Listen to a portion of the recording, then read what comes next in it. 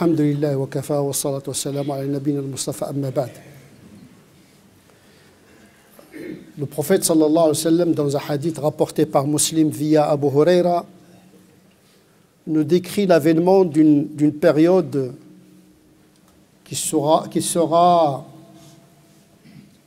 caractérisée par le trouble, fitna, par la perplexité, le hayra.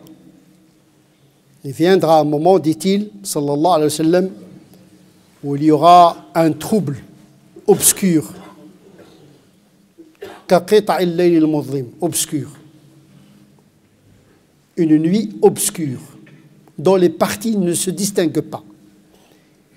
Et dans l'obscurité obscure, on n'arrive pas à discerner entre le bien et le mal.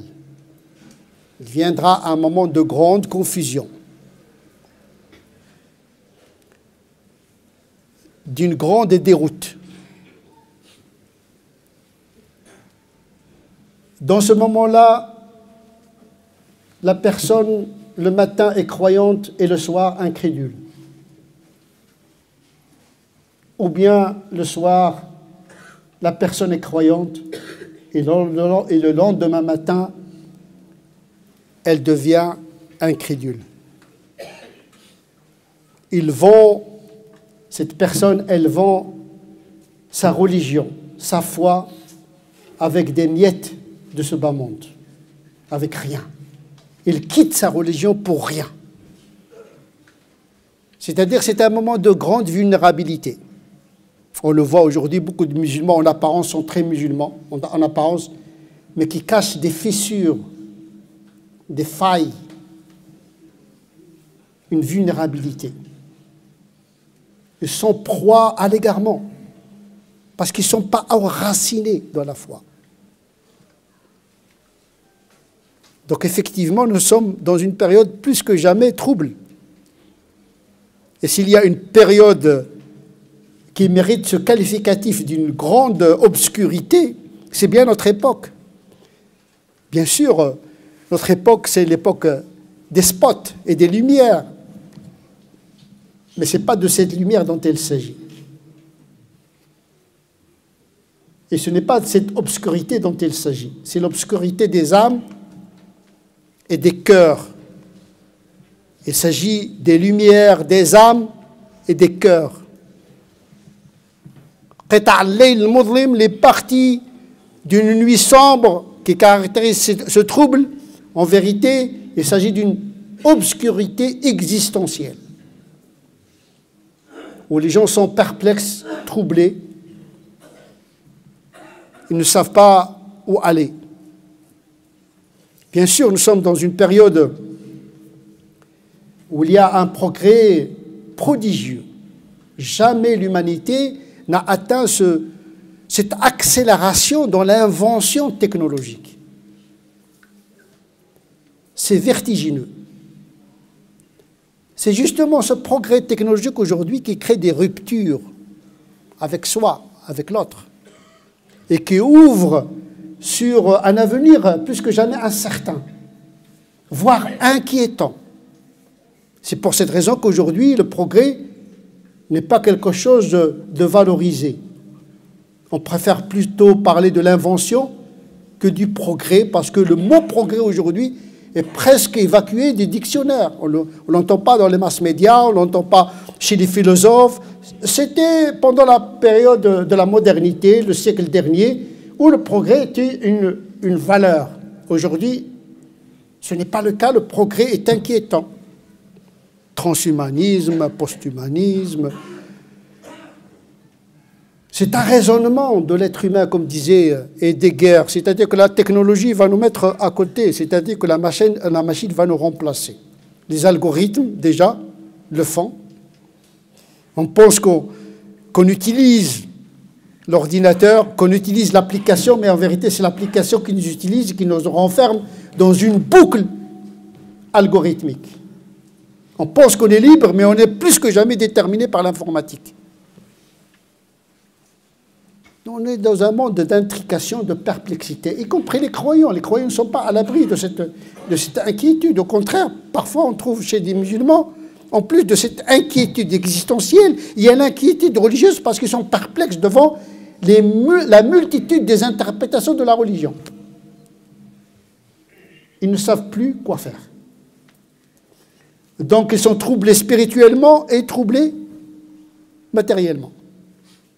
Au lieu que la foi et leur religion leur garantissent une forme de sérénité, de stabilité, il devient un catalyseur d'angoisse. Nous sommes dans un moment vraiment charnière de l'histoire humaine, parce qu'on n'est pas très loin d'une troisième guerre mondiale. Il y a déjà plus que 50 conflits armés dans le monde aujourd'hui.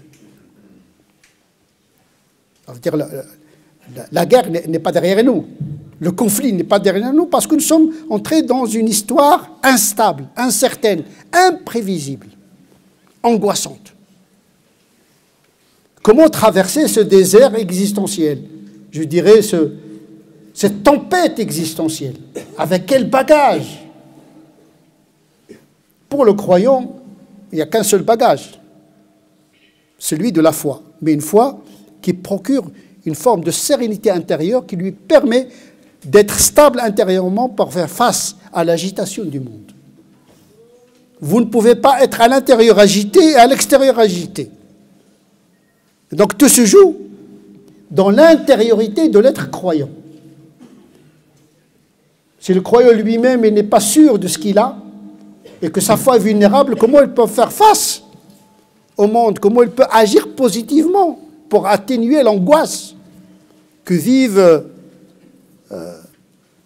ses congénères et ses contemporains?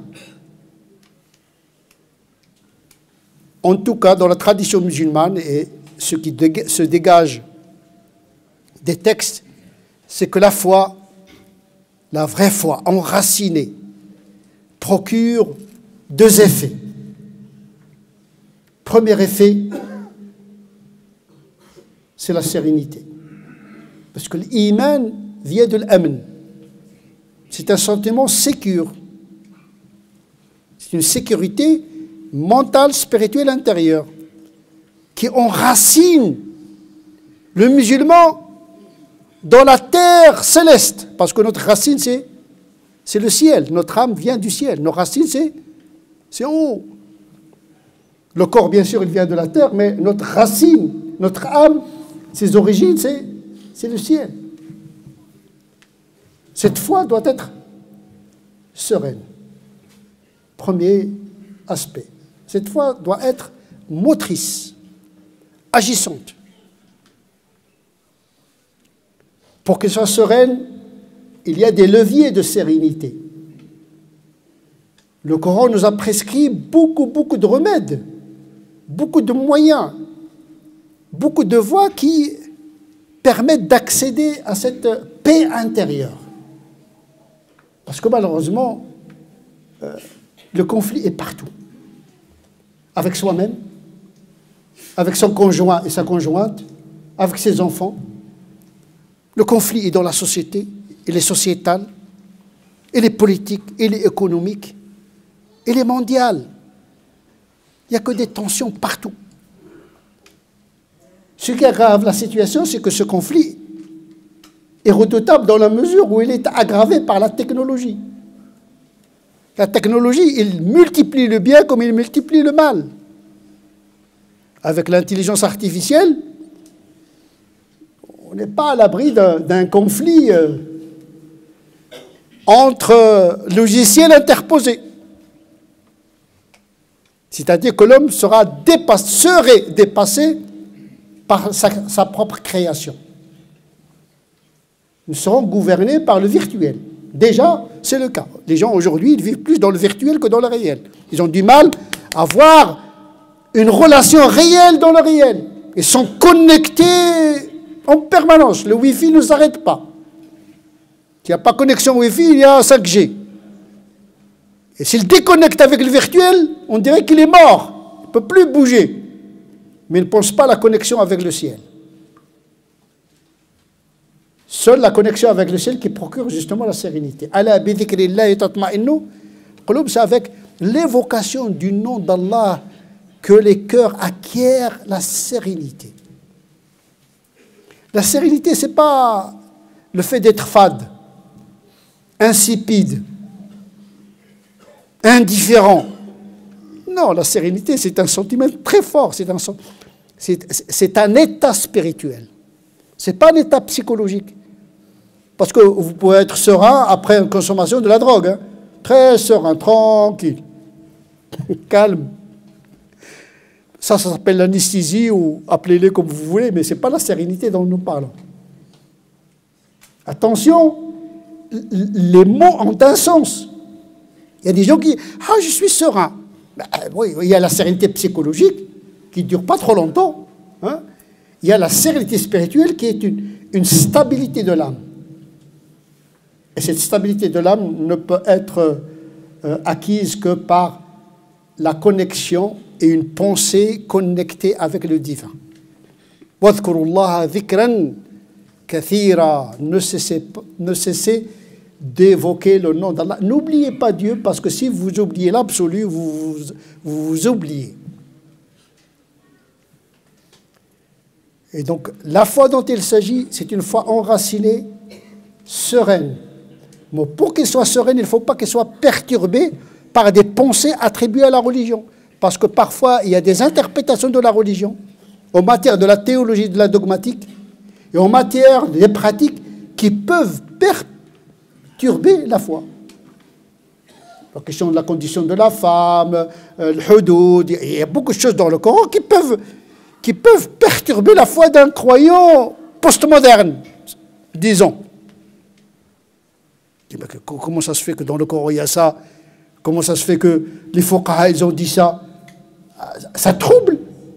Donc il y a des interprétations qui troublent le musulman, religieusement parlant, sans parler du trouble existentiel qu'il partage avec le reste du monde.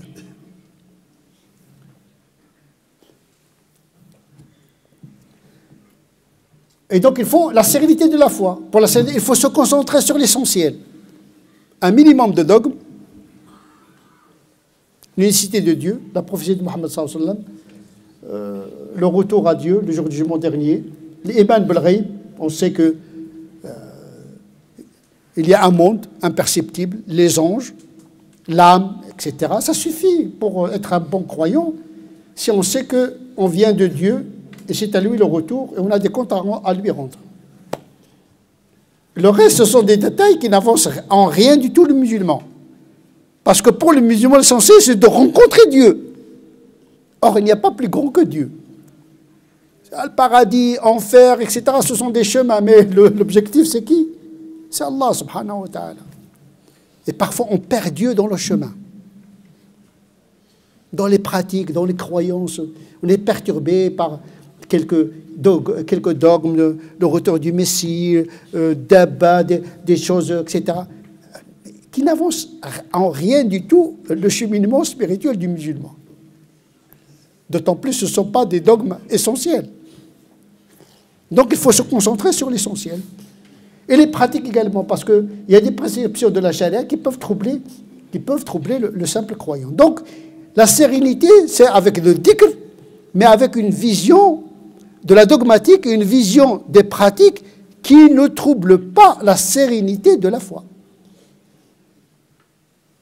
Cette vulnérabilité cachée, parce que des musulmans, ils entrent, ils commencent à découvrir des choses dans les sites, etc. Ils entrent avec une foi sincère, puis à force de consulter les sites, il entend des choses et des prédicateurs qui disent parfois tout et n'importe quoi, ce qui risque de troubler sa sérénité, sa foi et sa confiance en Dieu et sa confiance en sa religion. Voilà des éléments perturbateurs de la foi. Le dhikr, par contre, il renforce la sérénité. Multiplier la ilaha illallah, bien sûr après la lecture du Coran, qui est le meilleur dhikr, lire le Coran, même si on ne comprend rien, on sait que c'est le souffle de Dieu, c'est la parole de Dieu, hein, ça donne à respirer à l'âme, hein, la lecture du Coran, parce que c'est la parole de Dieu quand même. Et puis, 3 piliers de dhikr, La ilaha illallah, multipliez la illallah jusqu'à ce qu'elle se sculpte, jusqu'à ce qu'elle soit gravée dans le cœur. À force de répéter, le tawhid se renforce dans le cœur. De dhikr, du rappel verbal au rappel mental et intérieur. Ça se transforme, ça passe de la bouche au cœur, à force. On dit toujours, quand on ne cesse d'évoquer quelque chose, on finit par l'aimer. Voilà. À force d'évoquer les voitures, à force d'évoquer les femmes, les hommes, etc., on finit par aimer ce qu'on répète.